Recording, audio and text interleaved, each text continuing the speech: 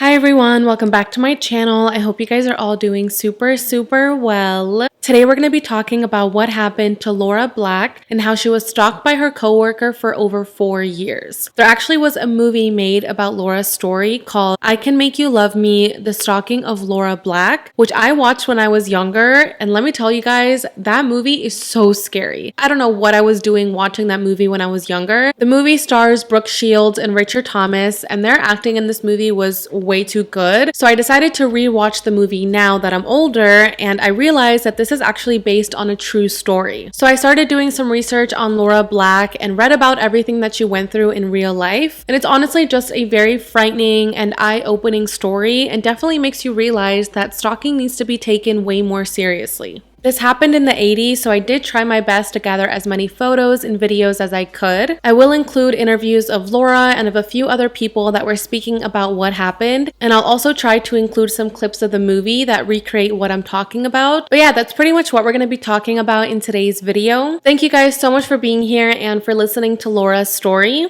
Don't forget to subscribe before you guys leave, and yeah, I think that's pretty much all I have to say. Let's jump right into today's video.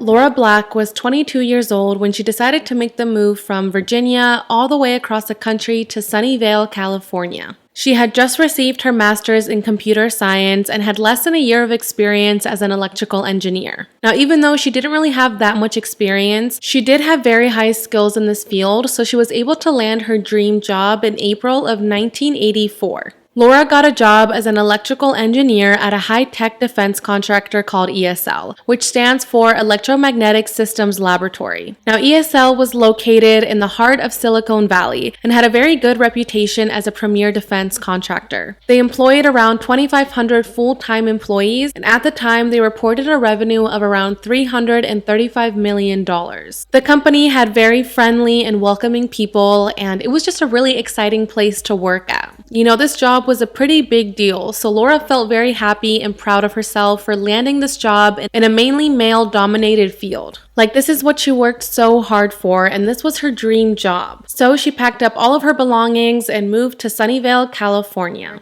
On her first day of work, she was given a tour of the building, and she was also introduced to all of her new coworkers. Now, Laura is described as a sweet girl who is kind to everybody and just always smiles. That's just who she is. She enjoys being nice to people, and this was her first day of work, so of course she was going to be extra nice to everybody that she met. So while she was getting introduced to all of her new coworkers, she was introduced to a man named Richard Farley. He was a computer technician and had been working at ESL for about 9 years. His coworkers describe him as a hard worker, he was very polite, and he was just generally a nice guy. He did somewhat keep to himself, so he was kind of like a lone wolf, but he was still nice to everybody that he worked with. Before working at ESL, he had spent 11 years in the Navy, he never got married, he never had any children, and he also didn't even have a criminal background. I mean, he had literally received top security clearance at this job, so his background was just squeaky clean. So Laura met him on the first day of work, and she was nice to him, she said hi to him, and then she just continued on with her day, not really thinking much about him. But for Richard, it was a complete opposite. He says that the moment he met Laura, he immediately fell in love with her.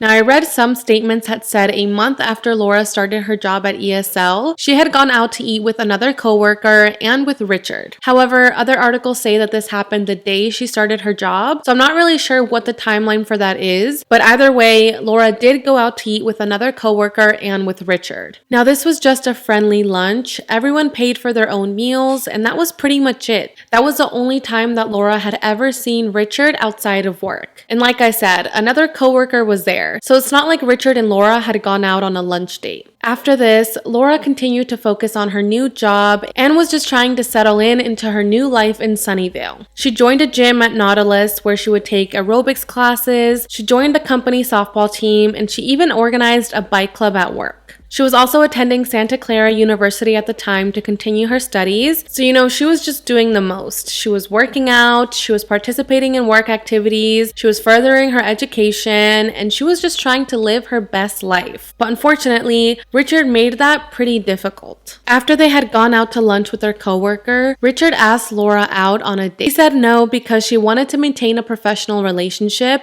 and she just really wasn't interested in dating someone that was twice her age, because she was 22 and Richard was in his 40s. So she rejected his invite, but he wouldn't take no for an answer. Instead of just leaving her alone and trying to maintain a friendly and professional relationship, he began leaving gifts and cards on Laura's desk. One day he even showed up to her office and gave her some homemade bread. He was so persistent, and he would stop by her office multiple times a day to ask her what she was doing, which obviously she's at work, so he already knows that she's just working, but he just wanted to find any type of excuse to talk to her. He would also call her desk multiple times a day, and he just wouldn't leave her alone. Besides harassing her at work, Richard also began to harass her outside of work. One day, Laura was in her workout class, and then all of a sudden, Richard showed up. And she didn't tell him what gym she had joined, so this means that after Laura had left work, Richard had literally followed her home and learned her routine. And this guy literally didn't care if he was harassing Laura in front of the other coworkers. Like I said, Laura was a part of the company's softball team, so Richard would often show up to these games, talk to Laura, ask her out on a date, give her gifts, give her letters, and just harass her. And of course, Laura would reject everything, and he just didn't really care. So now she's getting harassed at work, and she's also getting harassed in her personal life. I honestly feel so bad for Laura. I can't imagine ever going through something like that. Just imagine dealing with a person who continues to ask you out, continues to give you unwanted gifts, continues to follow you everywhere you go, and just doesn't understand that no means no. Laura was getting very stressed and frustrated with Richard's behavior, but unfortunately, it got much worse. Through the HR department, Richard was able to access Laura's personal files, so he was able to see where she lived, and he was able to gain access to her home phone number. So now he knew exactly where she lived and how to contact her outside of work. He began driving around Laura's apartment, looking for her, and he would often park his car across the street and just sit there staring at Laura. He had a very large suburban type vehicle and was ever present. If I looked out my blinds at home, I would see him driving by. If I looked in my rearview mirror, I would see. He would also call her home phone number to ask her what she was doing and to ask her out on dates. He would leave notes on the dashboard of her car. I mean, this guy was literally just so out of control. He was so obsessed with Laura and wanted to know everything about her that he decided to befriend the custodial department at ESL, which gave him a copy of Laura's desk key. So now he was able to go inside her desk at work, snoop through all of her personal belongings, and just invade her privacy. And in his mind, he didn't think that he was doing anything wrong. He genuinely believed that he was in a relationship with Laura and that he had every right to go through her belongings. Honestly, he was just living in his own world. For example, he would call Laura's house and be like, listen, I'm going to take you out to dinner tonight. I'll be at your house at 8. And of course, Laura wouldn't pick up the phone. She wouldn't call him back. She just tried to ignore him as best as she could. So even though he would never get a call back from Laura to confirm this date, he would still show up to her house at 8 p.m. ready for the date. He would set up catch-22 situations like, call me if you don't want to go on a date. Otherwise, I'll be at your house at 7:30. Now, I never called him. I never once called him, ever. But, nonetheless, he showed up. Laura would tell him to leave, and he would just take it as her playing, and he never took her seriously. Now, since Richard knew where Laura lived, he would show up to her house and just sit outside of her garage trying multiple code combinations to open it. And he would sit there for hours. Honestly, reading about this and talking about it is a lot. Just imagine this guy is stalking you and then you see him sitting outside of your garage trying to break in. It's very scary, so of course, anytime Laura saw him doing this, she would yell at him and tell tell him to leave. At one point, he even tried to rent the apartment unit next door to Laura's so that he could be close to her at all times. When she found out that he was trying to do this, she immediately moved. And unfortunately, this went on for over 4 years. 4 long years of being stalked and harassed by this man. In those 4 years, Laura had to move over 4 times. Anytime she found a new apartment or a new roommate or a new house, Richard somehow would find her new address. He would show up again. He would try to break in. And I'm not even sure how he did this, but somehow he was able to obtain a copy of Laura's house keys anytime she moved. So maybe while she was at work, he would sneak into her desk and grab her keys, make a copy of them, and that's how he would get them. So Laura really didn't even know what else she could do. I mean, she continued to move and then he would find her new place. I believe she also changed her home phone number numerous times, and every time she changed it, Richard would somehow find her new number and continue to call her. Besides calling her, Richard also began to obsessively write letters to Laura. In the course of 4 years, he wrote Laura over 200 letters. He would leave these letters on her desk at work, he would hand them to her in person, he would leave them outside of her house, and he would sometimes put them on her car. At this point, Laura had spoken to some of her coworkers about what was going on, and that's when she learned that Richard had done this to another woman before her. Now, I wasn't able to find too many details about this, so I'm not sure if this woman used to work at ESL or who she was, but now that Laura knew this information and knew that he had done this to someone before, she was even more frightened and paranoid.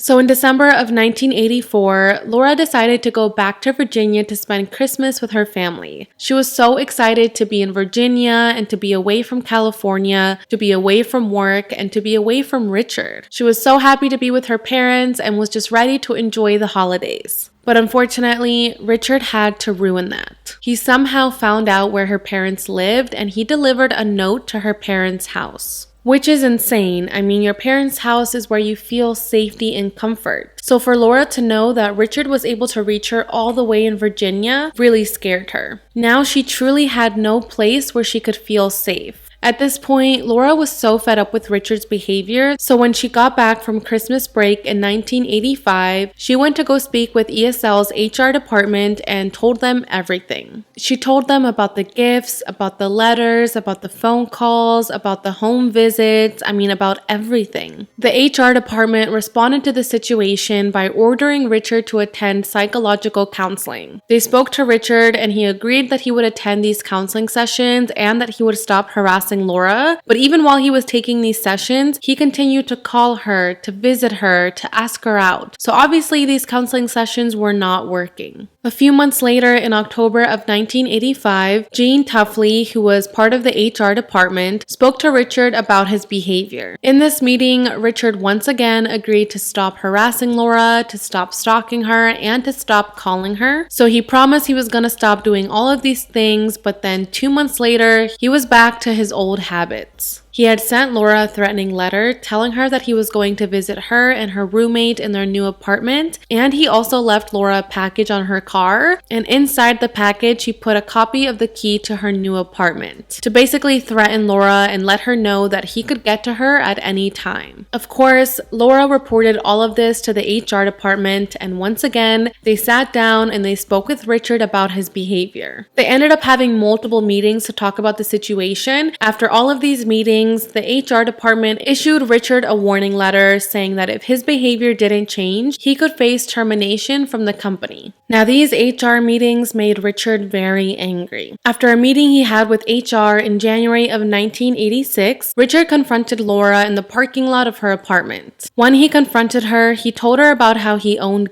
guns, about how he was no longer going to ask her what to do, and that now he was going to tell her what to do. She also received a letter from him stating that he wouldn't kill her, but he did describe the different things that he could do to her.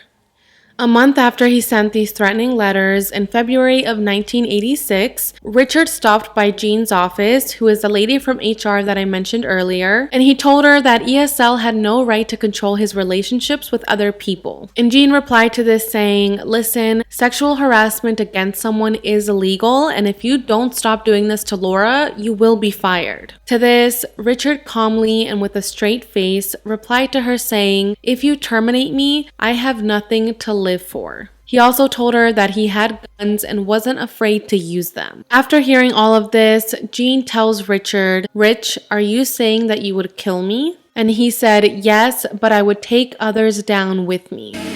Not just you, I'd take others as well.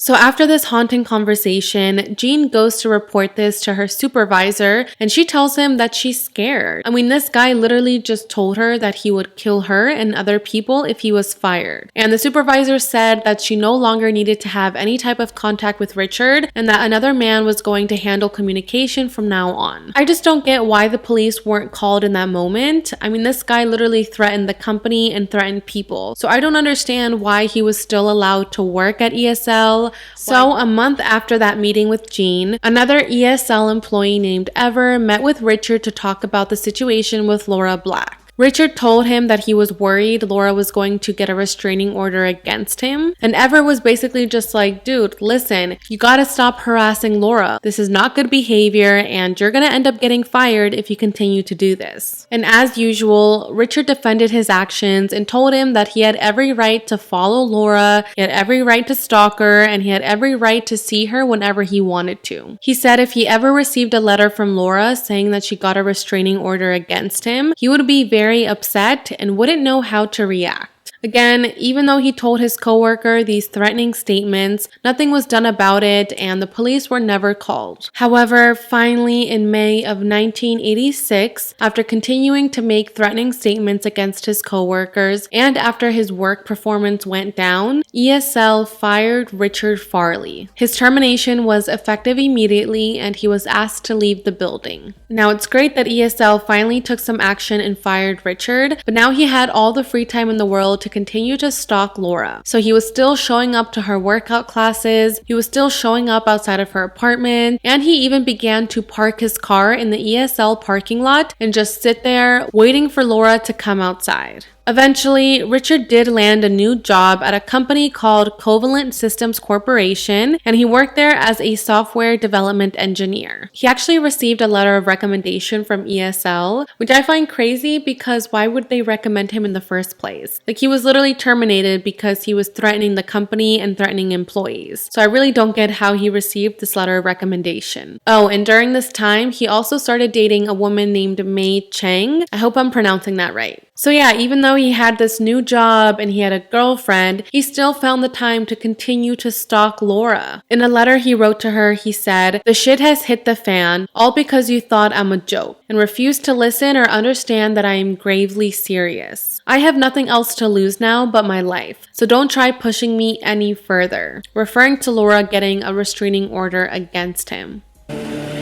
So we're gonna do a time jump to 1987. At this point, a year has passed since Richard was fired from ESL. He is still dating May, he is still working at Covalent, and he is still stalking Laura. At one point, he went out to lunch with an ex-coworker from ESL named Thomas, and they were basically just catching up on Richard's life and talking about ESL. During their conversation, Richard told Thomas that he was feeling very stressed because he owed the IRS between $25,000 and $30,000. He said he asked the IRS if they could cut him some slack, but of course they said no. So if he wasn't able to pay them back, they were going to begin to garner his wages. So now Richard said that he really had nothing to live for because he had just gotten fired, he might get a restraining order from Laura, and he now owed the IRS thousands of dollars. And you know, Richard is complaining about all of this, but he's literally the one that caused this. Like, he's the one that got himself fired. He's the one that's stalking Laura. He's the one that didn't pay his taxes, so I really don't get why he's complaining when he caused all of these actions. But anyways, he's talking to Richard about all of this, and while they're talking, he ends up bringing up the massacre that happened in 1984 at a McDonald's in San Ysidro, California, which I believe killed around 22 people. Now, San Ysidro is in San Diego, which is actually where I'm from, so I have heard about this massacre before, and it's really sad. So Richard brought this up and said, "I wonder what ESL would do or what they would think if I did something like that."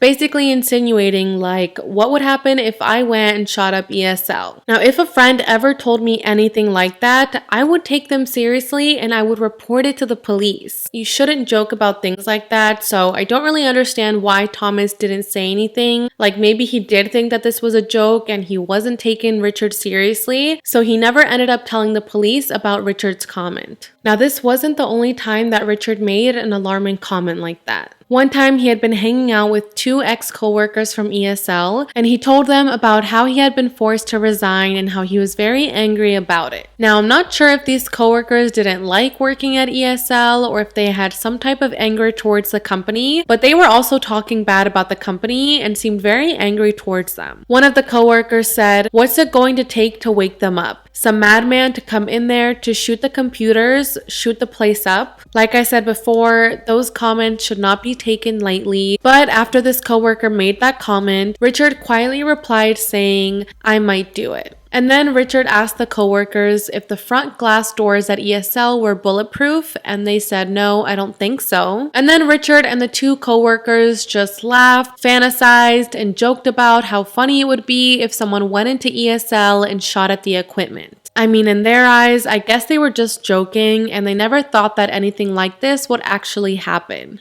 So going back to Laura, she is still working at ESL, she is still attending her workout classes, she is still on the company's softball team, and she is still getting stalked by Richard. He continued to go to the ESL parking lot and just sit there waiting for her to come out. On one of these occasions, a co-worker of Laura named Robert actually confronted Richard in the parking lot. He told Richard that he needed to stop harassing Laura and that if he continued with this behavior, he would end up in jail. Now, this confrontation made Richard very angry. He ended up writing her a very aggressive letter that said, "You better tell him to mind his own business. He doesn't have any idea what he's getting into. You better tell him. I better never see any police around me." All of this completely terrified Laura, and at this point, she had had enough. So, in February of 1988, 26-year-old Laura Black filed for a temporary restraining order against Richard Farley. To make the restraining order permanent, they did schedule a court date for Wednesday, February 17th. Now, when Laura filed for this TRO, she said, "I have been afraid of what this man might do to me if I filed this action. However, I am now at the end of my rope. I need the court's assistance and the assistance of the appropriate police agencies to keep this man out of my life." Now, what's crazy is that a lot of people question Laura and they basically blame her for letting the stalking get to this point. And I just think it's wrong to blame Laura. I mean, she had been dealing with this chaos for over 4 years, and she had received so many threatening letters from Richard saying, "If you get a restraining order against me, I will be angry and there will be very serious consequences." So I can imagine that these threatening statements definitely scared Laura. Now, along with that statement she made in court, Laura also reiterated to the court that she never had a personal relationship with Richard and that she never dated him. So there really is no rational reason as to why he's acting this way. Laura's co-workers also confirmed this and said that she never encouraged Richard, she never led him on. I mean, she never did anything to make Richard think that they were in a relationship. So the temporary restraining order was granted to Laura by a family court judge, and this forbade Richard from approaching within 300 yards of Laura and also forbade him from calling her, stalking her, and talking to her. When Richard was notified about this TRO, he was very angry. 2 days later, he visited the Big Horn Sporting Goods and asked the manager to see something with high capacity power. Then, he purchased a shotgun and lots of ammunition. He paid for these items with a check, which actually turned out to be a faulty check since he didn't have any money because he owed the IRS. So this check later bounced, but at that point, Richard already had the weapon and ammunition in his hands. He also rented a lane at the shooting range and requested 6 silhouettes of man-shaped targets to practice on. So Richard goes to purchase all of these weapons, and then the day after, he drops off a package at Laura's lawyer's office. Inside the package, he wrote the lawyers a letter saying that he did have a very long and romantic relationship with Laura, and he also put in some receipts for dinners that he had taken her to. He included records of their phone calls. I mean, he was just trying to compile evidence to show that he actually was dating Laura and that she was lying about the entire situation. But of course, her attorneys didn't believe anything that he said, and they just dismissed the package as absolute lies. Now, there were only 2 weeks between the issuance of the temporary restraining order and between the date that they scheduled to make this permanent. And in those 2 weeks, Richard had purchased weapons, ammunition, had gone to the shooting lane, and had put his affairs in order. During this time, he also went to visit the home away from home lot to purchase a motorhome. Then he went to his job at Covalent and he removed Laura as the beneficiary of his 2 life insurance policies, which is just crazy that he even had Laura on there in the first place. He removed Laura and instead he added his fiancée, May Cheng. Yes, fiancée. He was literally engaged to another person and was still stalking Laura. It's literally just crazy. After this, May says that they went to go rent a storage locker that they put under her name, and then they moved some of Richard's belongings into the storage unit. Now she says that during this time, Richard seemed very happy, and I believe I read that she didn't know anything about who Laura was. I honestly can't imagine learning about that later on. Like, imagine you fall in love with a guy, you get engaged to him, and then you find out that he was stalking his coworker for over 4 years, and that he had a restraining order against him. So now, 2 weeks had passed since the temporary restraining order was put into place, and now there's only 1 day left before the court hearing to make this permanent. The day before his court date, on Tuesday, February 16th, 1988, Richard drove his motorhome and parked it in the parking lot of ESL. He parked his RV, sat inside for a bit, and said that he was waiting for Laura to come outside so that he could approach her and ask her to not go through with the restraining order. He said that if Laura said no, he was going to kill himself in front of her. So he waited outside in the parking lot, but Laura never came out. At around 3 p.m., Richard exited his motorhome and began making his way towards the ESL building, loaded with weapons and ammunition. As he was making his way towards the building, he came across his ex-coworker, Lawrence Kane, who was actually one of the coworkers that I mentioned earlier. One of the coworkers that had been joking around with Richard about going into ESL and shooting at the equipment. So Richard stumbles upon Lawrence and shoots and kills him. He then fired at another employee named Randall Hemingway, who quickly ducked behind his car and was saved. After this, Richard shot at the glass front doors of ESL and entered the building. He started making his way towards Laura's office, which was located on the 2nd floor of the building, and was shooting at anybody that came across his way. Now, even though ESL was a defense contractor, their security protocols really weren't that good in that specific building. None of the security guards carried weapons, so when Richard entered the building loaded with all of these weapons and ammunition, the security guards couldn't really do anything about it. You did need a key card to access certain floors and to access certain offices, but all Richard had to do was just shoot at the locks and he was able to enter whatever room he wanted to. So as he's making his way towards Laura, he ends up killing 2 more people. A man who was sitting behind his desk on the 1st floor and another man who was standing on the landing of the staircase that led to the 2nd floor. Now, as these shots were being fired, they were echoing throughout the building,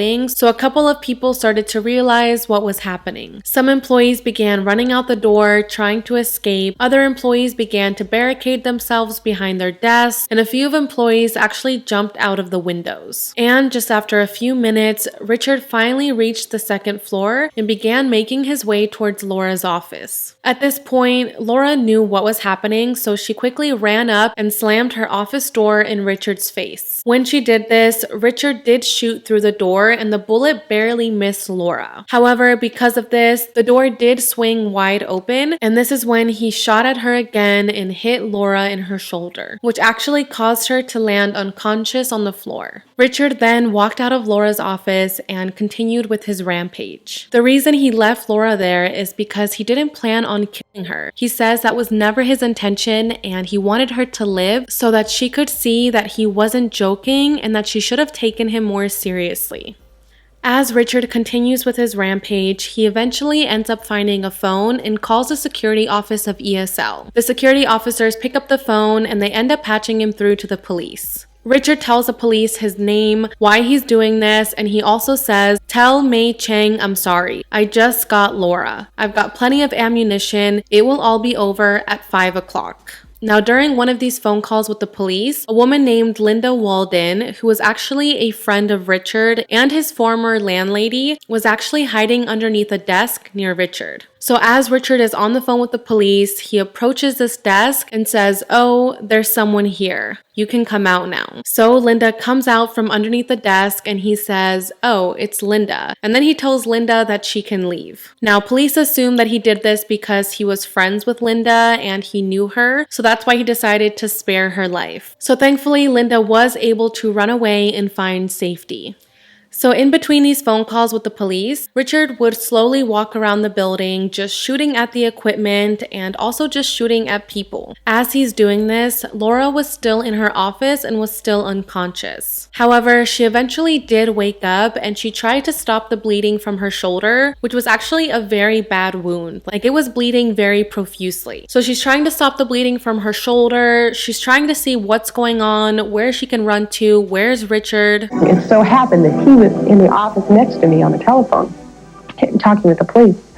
And so I knew that the office I had two exits, and his only had one, just because I knew the building well enough. And so I figured that was my chance to escape. And she ends up finding a couple of other coworkers who were also hiding. So together, they end up finding a way to escape the building. And thankfully, they were able to head outside and make their way to the parking lot, which by this point was already filled with ambulances and police. And there's actually video footage of Laura running outside, hiding, and of her being put inside an ambulance. I'm pretty sure at this point the news stations had already heard about what was going on, so that's probably why there is footage of this. But honestly, just watching the footage of Laura running away and of all these other coworkers and just people trying to find safety really just makes it so much more real and just makes you think, like, I can't imagine what they were going through. Like, it's just a normal Tuesday at work, and then all of a sudden someone comes inside and starts shooting at people. And it's not even a stranger, it's someone that actually used to be your coworker and your friend. I started out the door and there were people standing out there and they said, "No, get back in the building, there's shooting in M5." And of course you could hear it and it just seemed to go on and it was a nightmare. The older employees seemed to know who it was and why. You're saying the people who worked in that building knew it was Richard Farley and knew what it was about? Yes. So an hour or two goes by, and at around 4:30 p.m., Richard agrees to let officers enter the first floor of the building to help any people that may have been injured. The expert hostage negotiator in charge of the case was Lieutenant Rubin, and he says he began recording his phone calls with Richard so that they could be played back in court. And I believe you can find some of these recordings on YouTube. I just wanted to stop hanging up on me and stop trying to treat me like she wasn't going to get away with it. I wasn't going to let her get away with it. Is she okay? I don't know that yet.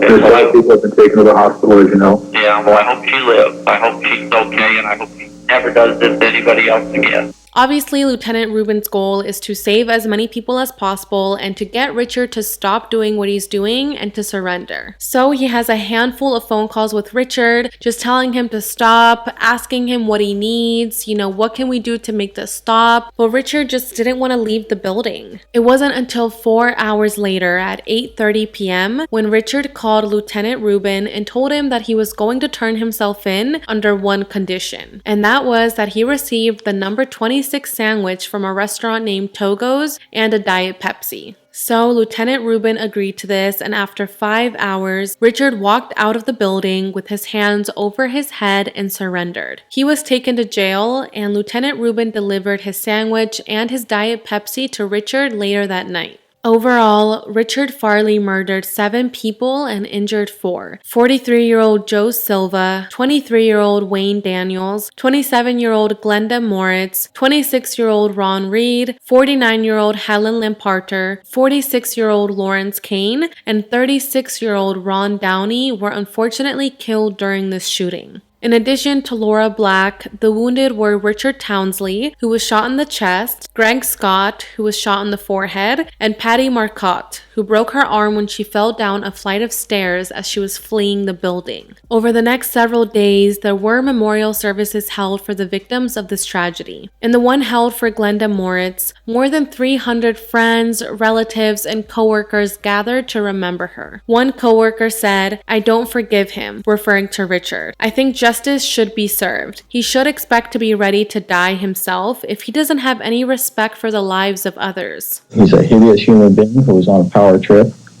It had nothing to do with unrequited love.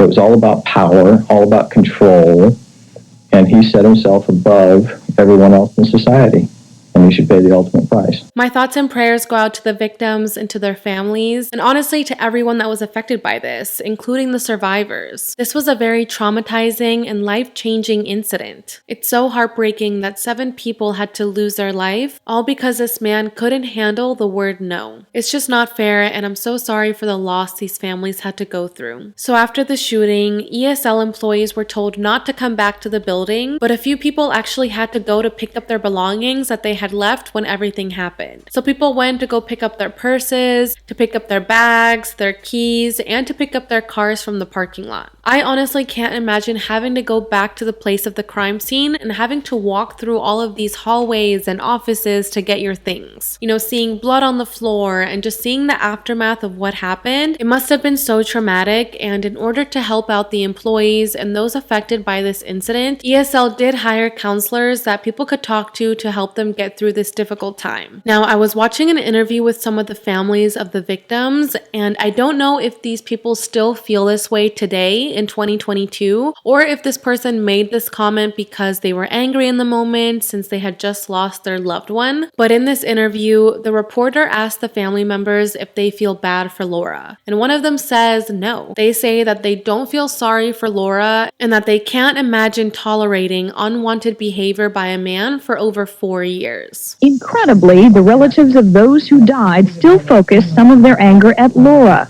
Do you feel sorry for Laura Black? No. As a woman, I cannot envision tolerating unwanted attention for 4 years. Now again, this woman could have said this because she was angry in the moment and because she felt like this was Laura's fault. I mean, she reported it to HR. She reported it to the police. She filed a restraining order against this man. She moved multiple times, changed her phone numbers. I mean, what else could she really have done? Like, all these people were telling Richard to stop and he just didn't care. I honestly feel like he was unhinged from the start. In an interview, Laura said that if stalking had been illegal at the time this was all happening, she would have taken legal action right away to get him in trouble for stalking. But since it wasn't illegal, there really wasn't much that she could do. If it had been against the law to do that, then I would have taken action. But it wasn't at the time. Even though she filed a restraining order against him, he still wasn't arrested and put behind bars. But really, does a piece of paper actually stop things from happening? This guy didn't even care that he got fired from work because of this. So why would he care that a judge is telling him to stay away? It was my decision to get a restraining order, and I knew that, very likely that would trigger him. I had no idea that he would take it out on more than just me. I just feel really bad that people blame Laura for this. Looking backward, is there anything you could have done differently, do you think? There's many, many, many things that I could have done, and that the company could have done. One thing we would have done is realized early on that the situation was extraordinarily serious. They probably would have terminated him immediately.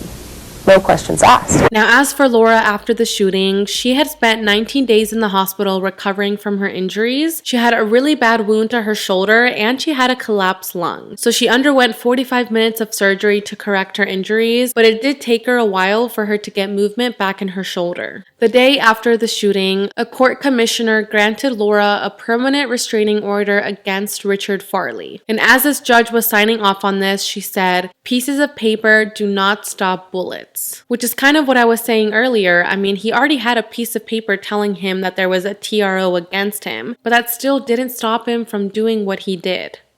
And even after all of this, after the shooting, after injuring Laura, after going to jail, after getting the permanent restraining order, Richard still didn't stop. He wrote Laura one final letter from jail. In this letter, he said, "When I go to the gas chamber, I'll smile for the cameras and you'll know that you have won in the end." Now, moving forward to the trial, Richard did admit to the killings, but he says that this wasn't premeditated. He says that he didn't walk into ESL planning on killing anyone. And his defense attorney did back him up. He said that Richard was never a violent man, he didn't have a criminal record, he didn't have a history of doing this, and that his obsession with Laura momentarily clouded his judgment. And he said that Richard would most likely never kill again. And instead of taking accountability for what he did and admitting that he was wrong and that he never should have stalked Laura, he never should have followed her, he never should have done this, he never should have done that, Richard did not take accountability and continued to say that stalking wasn't bad. He also said that all of the other witnesses were lying about what happened. He says that Jean from HR is lying and that he never threatened to kill her. He says that he never had any conversation with his coworkers about the San Isidro massacre or about shooting at the equipment. He says that he was never even mad that he was fired from ESL. And he also said that he wasn't mad about receiving the restraining order. So literally he is saying that he is the one telling the truth and that everyone else is just lying. Like I'm telling you, it's literally crazy. Now, as for the prosecution, they had a boatload of evidence. They put a bunch of witnesses on the stand and they showed the court all of the letters that Richard had written to Laura, all of the gifts he had left her, all of the phone calls he had made. I mean, they literally had everything to paint a clear picture of who Richard was, which was a stalker and a killer. All of this evidence proved that Richard took careful steps to get to this point and that premeditation was involved. Now, besides having a handful of witnesses to testify against Richard's behavior, the prosecution also put Laura Black on the stand. She got on the stand and she talked about her first-hand experience with Richard and how he had stalked and tormented her for 4 years.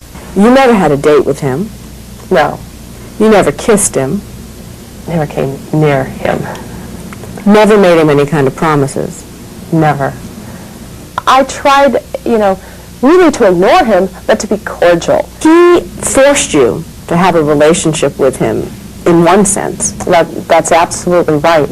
And in his mind, we were having a relationship. I believe she even showed the court her shoulder injury to show them how much damage Richard had done.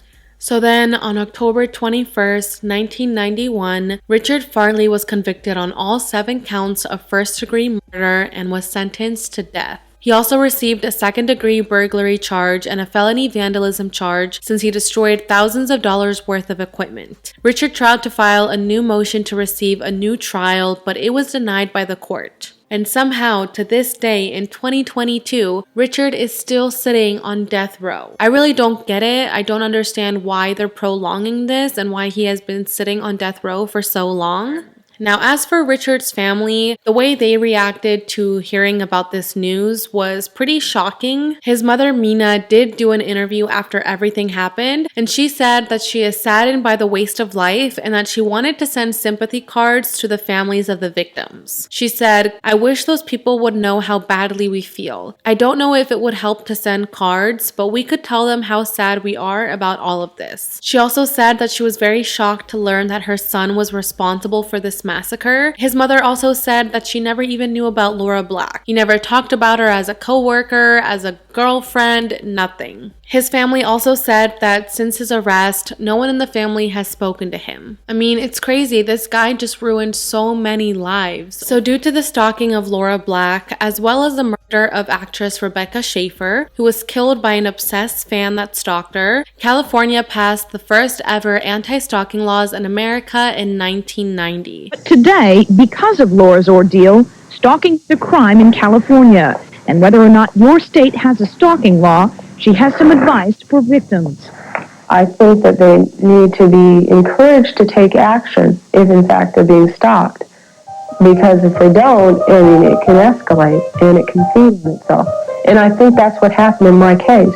She's helped pass anti-stalking legislation in California and says women must learn to say no. No is a complete sentence. No. I'm not interested.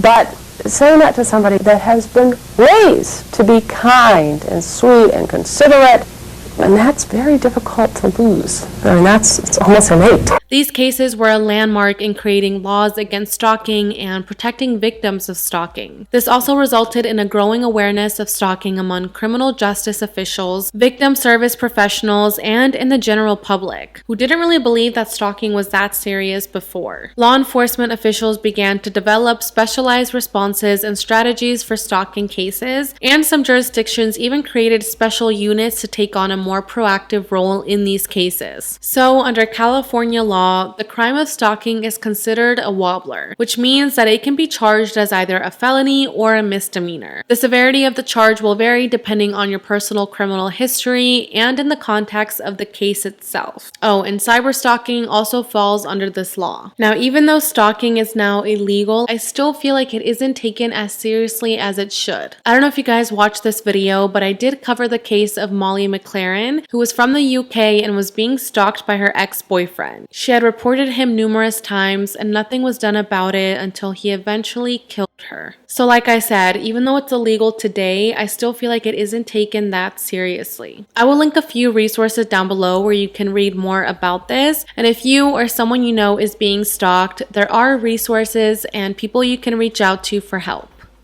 So as I mentioned at the start of the video, there was a movie made after Laura's story called I Can Make You Love Me, The Stalking of Laura. I believe the movie is free on Amazon without any ads, and you can also watch it on YouTube, so I will link it down below if you guys want to check it out. But like I said, that movie was very scary and pretty graphic. Now, of course, movies aren't always accurate, and they do over-exaggerate things for Hollywood. Now, Laura says that when she first heard that this movie was being made, she was a little hesitant about it, but at the end of the day, she did like the writer that was in charge of the movie, so she decided to cooperate and help write the movie. She says, quote, I do think it is a fairly accurate representation of the main story. In the day-to-day interactions between Laura and Farley, parts of it are accurate and parts of it aren't. In reality, a lot of the interactions were from letters he sent to me, but in the movie, they talked face to face. So basically saying that in the movie, when Richard and Laura have certain interactions and he threatens her or he does this to her, most of that actually happened through the letters that he sent her. So besides that, she says that the movie is pretty accurate. I have seen some reviews from people that actually lived through that experience and were either working at ESL at the time or knew Richard, knew Laura, or knew about this. And again, they also said that the movie is pretty accurate. Now, Laura did get paid for this movie, and she says she did get paid a pretty good amount of money, but that it wasn't for the money. Like, she didn't want to do this because she wanted a big paycheck. She did it because she wanted to tell her story her own way. Laura did try her best to make the movie as accurate as possible, but she also knows that sometimes in Hollywood, you do have to over-exaggerate things to please an audience. One scene that comes to mind for me from the movie is when Laura goes to the HR department to complain about Richard's behavior, and this lady from the HR seems a little bit like condescending.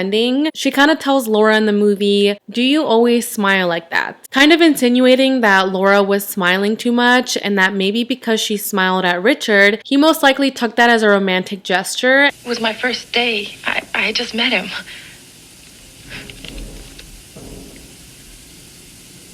What? Do you always smile at people that way?